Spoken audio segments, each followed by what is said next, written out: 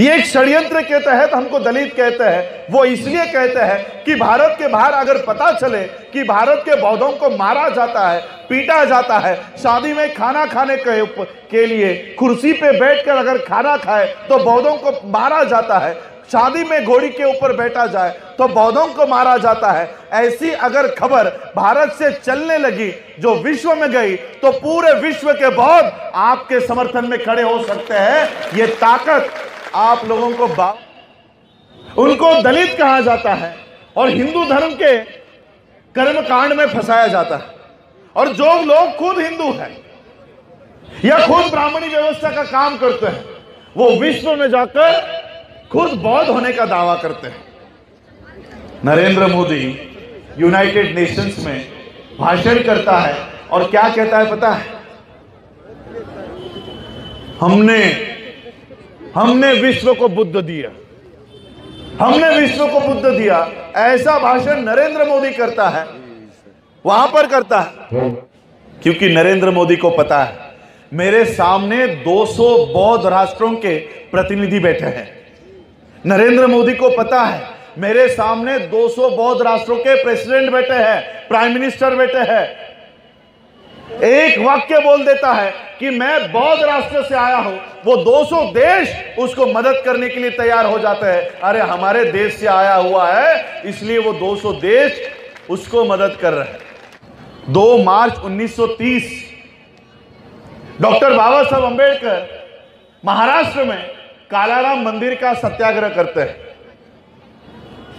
बाबा साहब को मंदिर नहीं जाना है, लेकिन इस देश के लोगों के दिमागों में ये भगवानों को भरा गया है, यहां से कैसे निकाले। इसलिए बाबा साहब सबको इकट्ठा करते हैं। चलो आप लोग खुद को हिंदू समझते हो तो चलो मंदिर में चलते हैं। अगर हम हिंदू हैं और वो भी हिंदू है तो हमको मंदिर में आने देगा। बाबा साहब ने सबको इकट्ठा किया।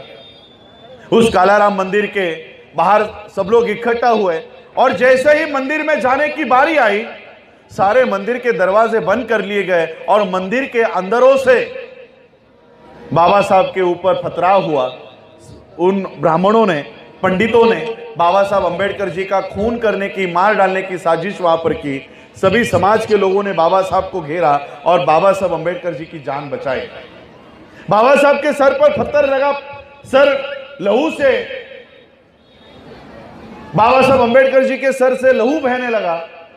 तब बाबा साहब ने वहीं पर इकट्ठा हुए लोगों को कहा कि देखो देखो हम लोग खुद को हिंदू समझते हैं, वो भी हिंदू है। एक कुत्ता मंदिर में जा सकता है लेकिन हम इंसान होकर मंदिर में नहीं जा सकते। बाबा साहब ने उपस्थित लोगों को समझाया, बताया, प्रैक्टिकली बाबा साहब ने बताया। नहीं लिया, लेकिन आज आपको लेते हैं ना। कोई बोलता है कि नहीं मंदिर में नहीं आओ, बोलता है कोई, लेता है ना। उल्टा अपना भगवान भी दे देते, लेके जाओ। ये क्यों करते हैं पता है?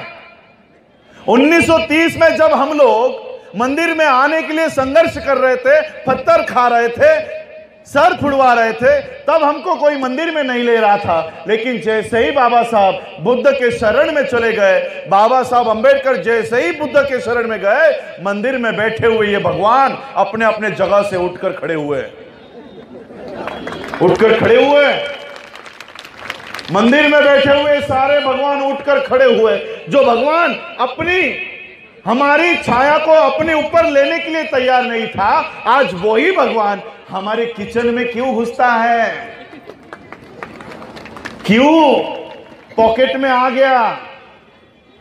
क्यों लॉकेट में आ रहा है? ये भगवान नहीं आ रहा। ये भगवानों का जो मालिक है ना, कौन है भगवान का मालिक? ये भगवानों का मालिक ब्राह्मण को लगता है बाबा साहब बुद्ध के शरण में चले गए, बाबा साहब के पीछे पीछे अगर ये सभी लोग अगर बुद्ध के शरण में चले गए तो हम इनका दिमाग, हम इनका मस्तिष्क गुलाम नहीं कर पाएंगे। और इसलिए जो लोग हमको मंदिरों में आने नहीं देते थे, आज वही लोग अपने भगवानों को हमारे घर भेजते, जाओ इनके घरों में जाओ और इनका दिमाग कैद कर लो। इसलिए ये भगवानों को हमारे घरों में डाला हुआ है। देखो, आप लोगों के पास, सबके पास मोबाइल है।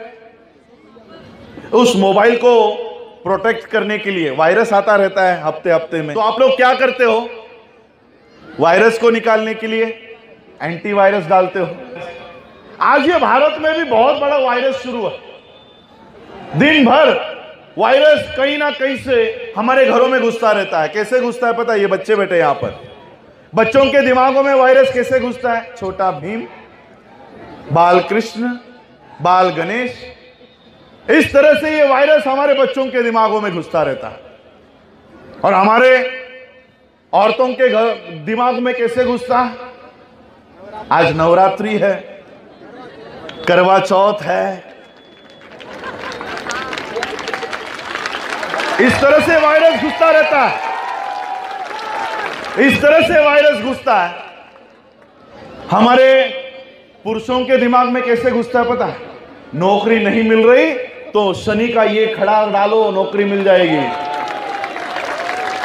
विवाह नहीं हो रहा तो ये बुध का खड़ा डालो, विवाह हो जाएगा। घर नहीं मिल रहा तो ये मंगल का खड़ा डालो। सभी पत्थर बता दिए, सभी स्टोन हमारे गले में, उंगलियों में अलग अलग स्टोन ये लोग रोज एडवर्टाइज कर करके बताते रहते हैं। मैं कभी कभी सोचता हूं, सभी स्टोन बता दिए, अब एक ही किडनी स्टोन बचा है, वो भी बता दो,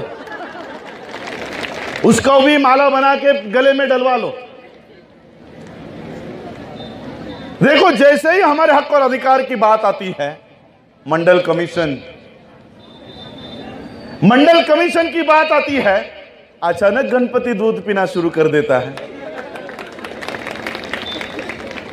अब ईवीएम का घोटाला हो रहा है, क्यों दूध नहीं पीता तुम्हारा गणपति? हमारे हक और अधिकार की बात आती है तो सबको भगवानों के पीछे लगा दिया जाता है। और इसलिए बाबा साहब को पता था, इसलिए बाबा साहब ने एक एंटीवायरस बनाया हुआ है।